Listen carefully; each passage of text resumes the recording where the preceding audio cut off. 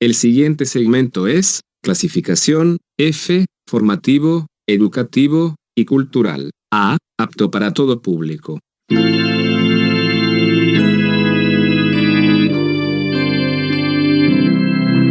Bienvenido a Hora de Estudio Bíblico con nuestro maestro el Dr. Lehman Strauss.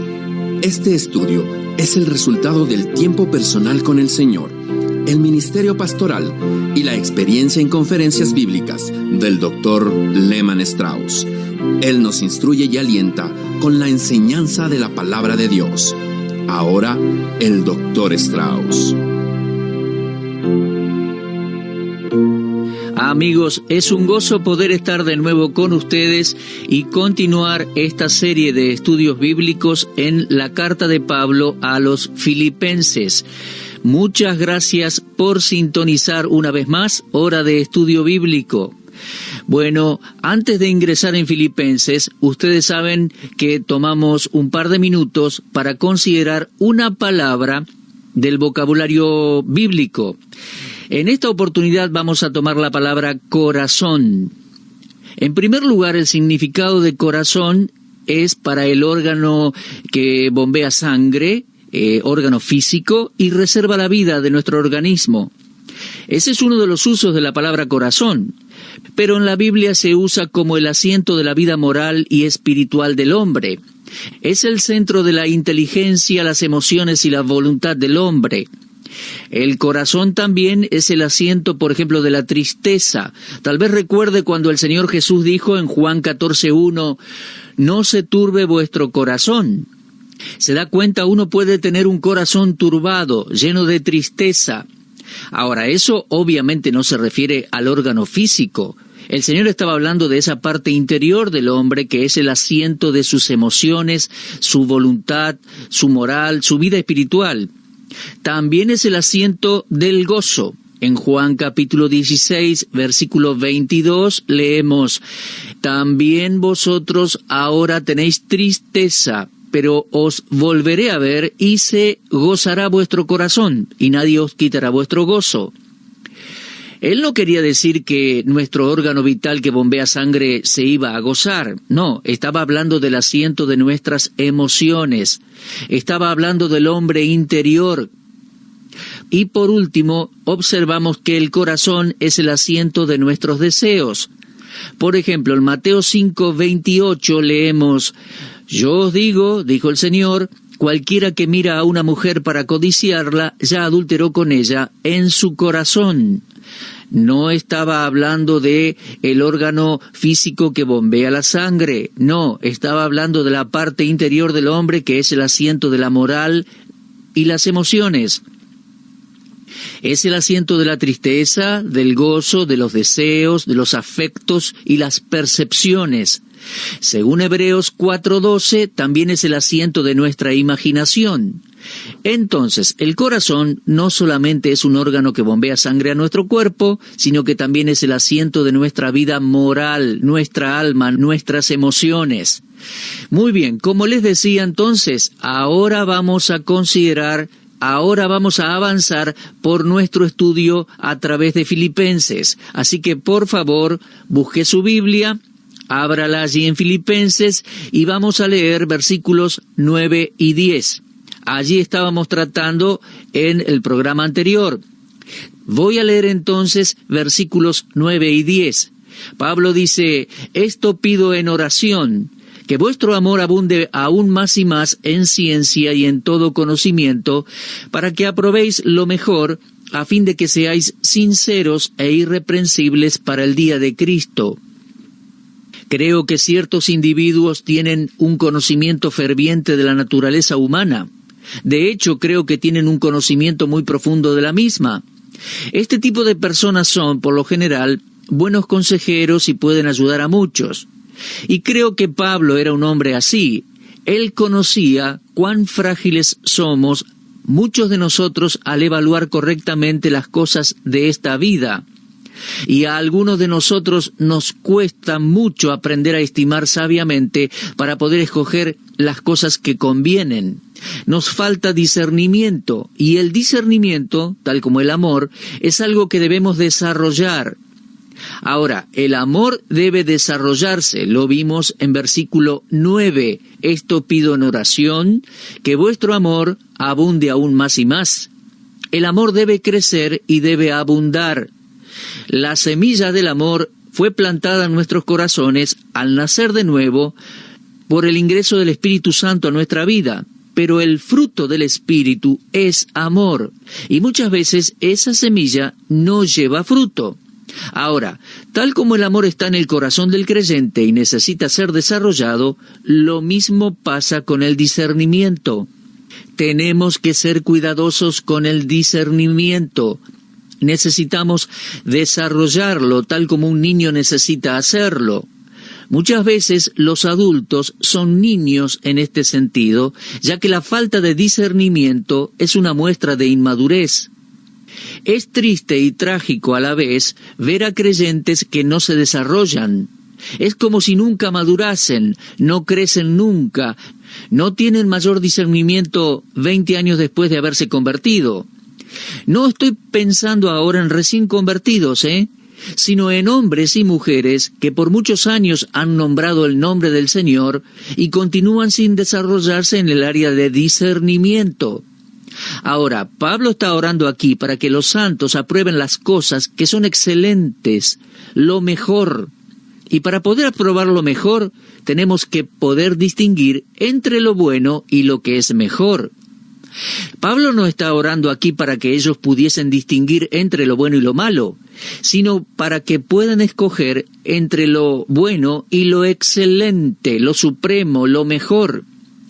Tomar decisiones correctas es una de las cosas más importantes de la vida, y Pablo se encuentra orando por eso. ¿Alguna vez tomó una mala decisión que le costó algo?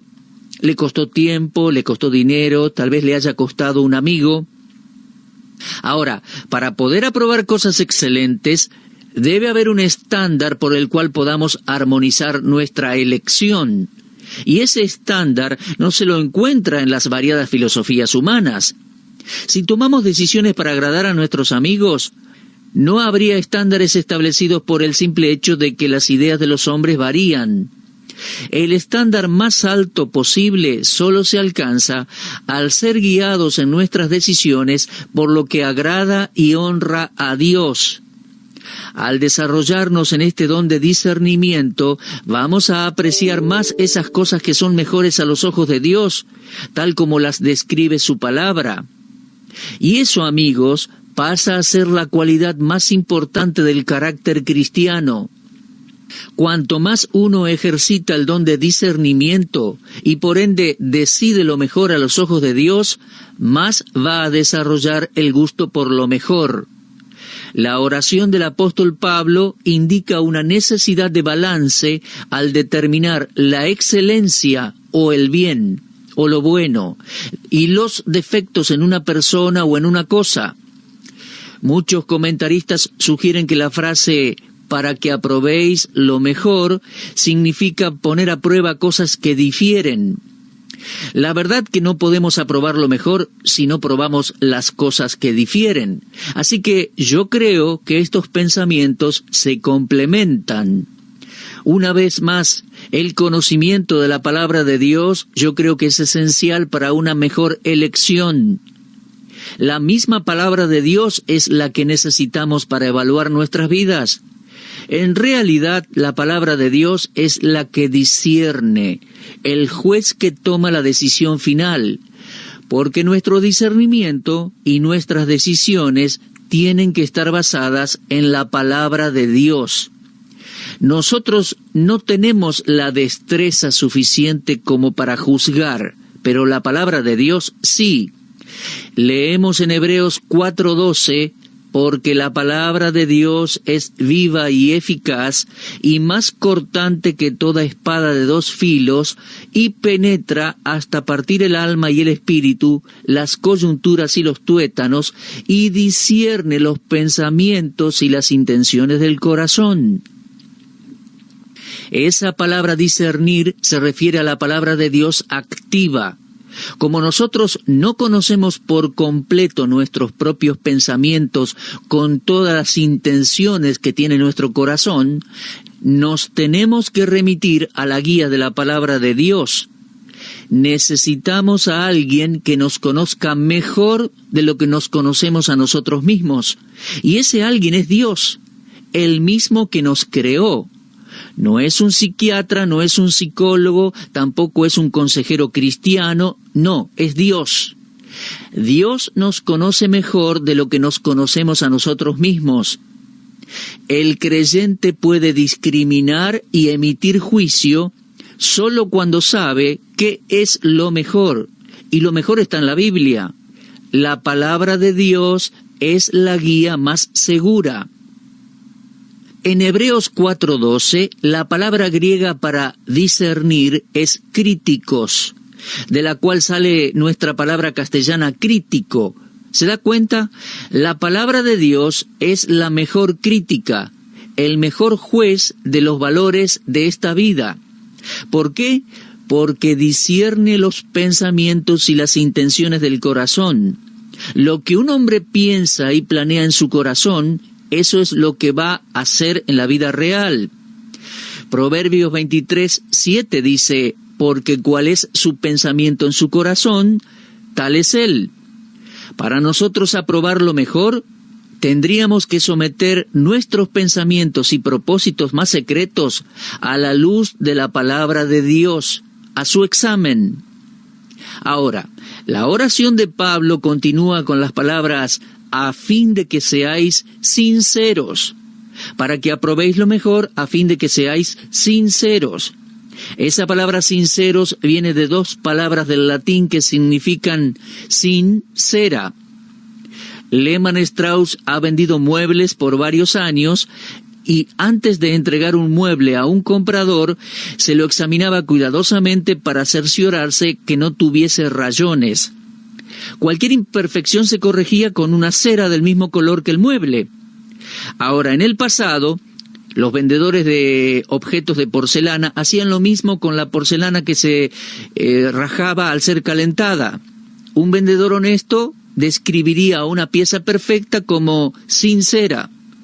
Si el comprador dudaba de la honestidad del vendedor, solo necesitaba mirarlo a la luz. Si el objeto en cuestión había sido reparado con cera, la rajadura se vería al ser expuesto a la luz. Ahora, la oración de Pablo aquí es por sinceridad entre los creyentes, a fin de que seamos sinceros.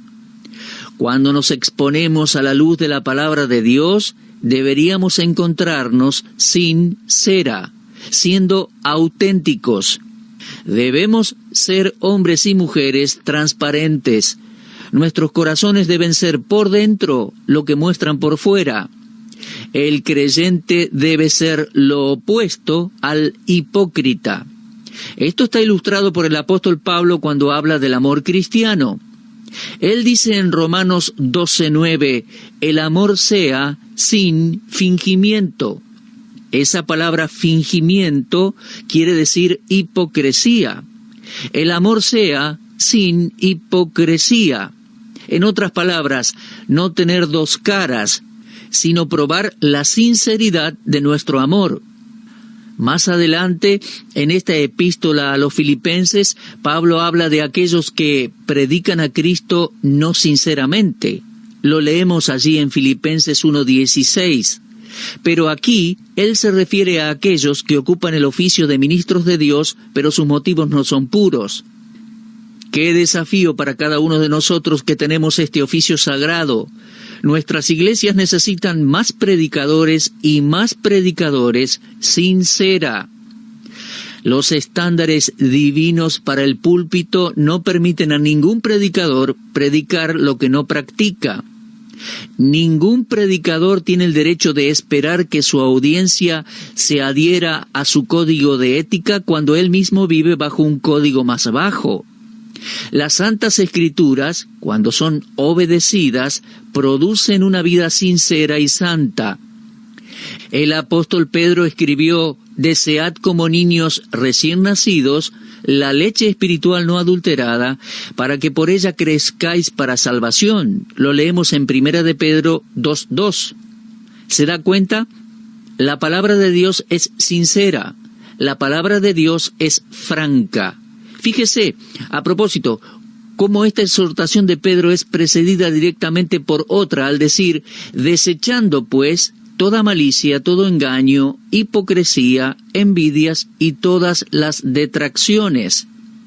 Una vida sincera y franca es fruto de la obediencia a la guía sincera y franca de la palabra de Dios. Amigos míos, necesitamos ser sinceros y sin hipocresía, sincera. Nuestro Señor Jesucristo encontró a un hombre así una vez. Su nombre era Natanael. Lo leemos en Juan 1:47. Él dijo, «He aquí un verdadero israelita en quien no hay engaño». En otras palabras, el Señor Jesús dijo, «Aquí tenemos a un hombre que no es hipócrita. Cuando dice sí es sí y cuando dice no es no». El exterior manifiesta el interior. No es un hipócrita, no tiene dos caras. ¿Puede Dios decir lo mismo de usted y de mí? Espero que sí. Eso es lo que quiero para mi vida. Ahora, Dios conoce mi corazón. Dios sabe cuando no soy sincero. Dios sabe cuando no estoy siendo honesto. Usted puede no saberlo, yo me puedo equivocar, pero Dios sabe. Una mujer puede engañar a su marido y un marido puede engañar a su mujer, pero nadie puede engañar a Dios. Ahora, se nos da una razón por la cual los cristianos deben ser sinceros, para que seamos irreprensibles. ¿Se fijó en eso? El versículo 10, Filipenses 1:10, lo dice, para que aprobéis lo mejor, a fin de que seáis sinceros e irreprensibles para el día de Cristo. La vida de un hijo de Dios debe ser ordenada de tal manera que no le dé ocasión de tropezar en nada a nadie. Como cristiano, no debo darle ocasión a nadie a que caiga en la trampa del diablo. Pablo advierte en cuanto al abuso de la libertad cristiana que puede causar tropiezo a los demás. Por favor, lea cuidadosamente cuando pueda 1 Corintios 8. Concluye con la respuesta de Pablo a lo que el Espíritu Santo dice, de esta manera pues, pecando contra los hermanos e hiriendo su débil conciencia, contra Cristo pecáis. Por lo cual, si la comida le es a mi hermano ocasión de caer, no comeré carne jamás, para no poner tropiezo a mi hermano. 1 Corintios 8, 12 y 13. Además, en Romanos 14, 13, Pablo dice, así que ya no nos juzguemos más los unos a los otros, sino más bien decidid no poner tropiezo u ocasión de caer al hermano. Eso es lo que Pablo quiere decir aquí, hermanos, cuando dice que debemos ser irreprensibles. El creyente, al igual que su Biblia, debe estar libre de toda falsedad. No hay ninguna falsedad en la Biblia. La Biblia es un libro sincero, honesto, irreprensible. Ahora, se nos dice que debemos ser sinceros. Se nos dice que debemos ser francos e irreprensibles. Y cuando nuestro Señor bendito regrese, ¿cómo nos vamos a encontrar? ¿Nos vamos a encontrar sinceros? Es mi oración que así sea. Pablo está involucrado en un ejercicio espiritual que es bueno para todos nosotros. Él dijo en Hechos 24, 16, y este es un buen versículo para saberse de memoria, mis amigos, Él dijo, por esto procuro tener siempre una conciencia sin ofensa ante Dios y ante los hombres. Se lo repito, Hechos 24, 16, memorícelo, subráyelo allí en su Biblia. Por esto procuro tener siempre una conciencia sin ofensa ante Dios y ante los hombres. Y en 1 Corintios 10:32 leemos, no seáis tropiezo ni a judíos, ni a gentiles, ni a la iglesia de Dios. Ahora, volviendo a Filipenses, leemos allí en capítulo 1 y versículo 11, llenos de fruto de justicia, que son por medio de Jesucristo para gloria y alabanza de Dios. ¿Lo ve? Vivir justamente es el fruto de aprender justamente. La conducta correcta es el resultado de una doctrina correcta y de una creencia correcta. Si yo digo que creo la Biblia y creo en Cristo, entonces mi conducta debería respaldarlo. Y eso mismo es lo que Pablo está orando aquí. Una higuera sin higos es una planta lamentable. De la misma manera, amigos, la vida de un creyente sin frutos. La palabra fruto ha sido definida como la producción por la energía de un organismo vivo. La vida genera vida. Como el libro de Génesis tantas veces dice en el capítulo 1, cada semilla reproduce fruto según su género. La palabra fruto aquí en el texto de Pablo se refiere al cuerpo humano, frutos de justicia, los frutos del cuerpo humano, del ser humano. En su humanidad, Cristo es el fruto de los lomos de Abraham. O sea, él nacería de alguien que sería un descendiente directo de Abraham y luego de David. Al hablar de nuestro Señor, Elizabeth le dijo a María, «Bendito el fruto de tu vientre». Ahora, metafóricamente la palabra fruto se refiere a la actitud y las acciones del creyente, esa expresión exterior de un poder invisible obrando en nosotros, siendo el carácter del fruto una clara indicación del carácter del poder que lo produce. Nosotros podemos conocer un árbol por su fruto. El Señor Jesús dijo, «Guardaos de los falsos profetas que vienen a vosotros con vestidos de ovejas, pero por dentro son lobos rapaces. Por sus frutos los conoceréis. ¿Acaso se recogen uvas de los espinos o higos de los abrojos? Así, todo buen árbol da buenos frutos, pero el árbol malo da frutos malos. No puede el buen árbol dar malos frutos, ni el árbol malo dar frutos buenos. Todo árbol que no da buen fruto es cortado y echado en el fuego. Así que, por sus frutos los conoceréis». Los frutos de justicia, que nuestras vidas produzcan frutos de justicia, debe ser nuestro anhelo. Esa era la oración de Pablo entonces allí en Filipenses, y puede ser reproducida solo en el corazón de un hijo de Dios. Para que el fruto pueda producirse, se debe plantar la semilla. La Biblia nunca apela a que un individuo exprese el fruto de la regeneración, si ese hombre todavía no ha experimentado la regeneración. Entonces, si usted no es salvo, mi amigo, lo que estamos diciendo de Filipenses no se aplica a usted. Eso es para el Hijo de Dios, para el creyente, para aquel que ha recibido a Cristo como su Salvador personal y ha nacido en la familia de Dios. Uno debe poseer vida para poder vivir. Si usted está muerto espiritualmente, mi amigo, no puede obedecer esta admonición de Filipenses 1. Por eso, la oración de Pablo por frutos de justicia es solo para creyentes, ya que la justicia de Dios es algo que ningún incrédulo o inconverso posee. El carácter o la cualidad de ser justo tiene un estándar objetivo que no se encuentra en ningún escrito de hombres. Los estándares humanos de lo bueno y de lo malo varían mucho, y por más buenos que sean, no alcanzan a los valores divinos. La justicia del hombre y la justicia de Dios son de diferentes tipos. La Biblia dice, todos nosotros somos como suciedad y toda nuestra justicia es como trapo de inmundicia. Lo leemos allí en Isaías capítulo 66, versículo 4. Así que piense, mi amigo, piense en los frutos de justicia que debemos producir. Ore por eso.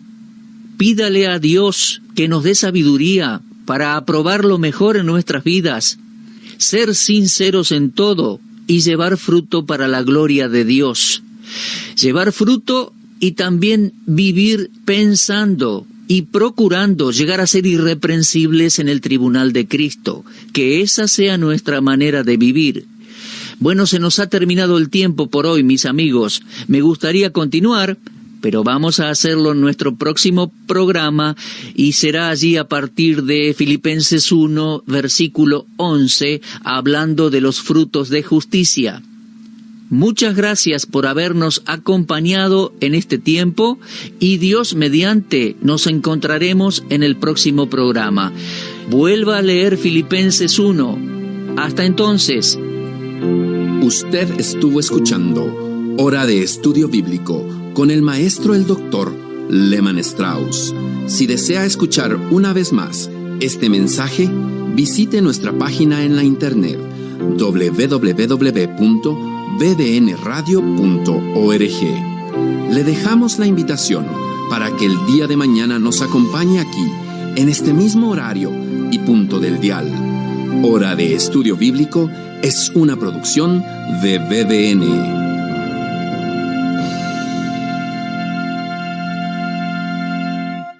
Ingrese a nuestra sala de chat para hacer la consulta espiritual que desee. www.bbnchat.org. Este es un servicio totalmente gratis. Muchas gracias.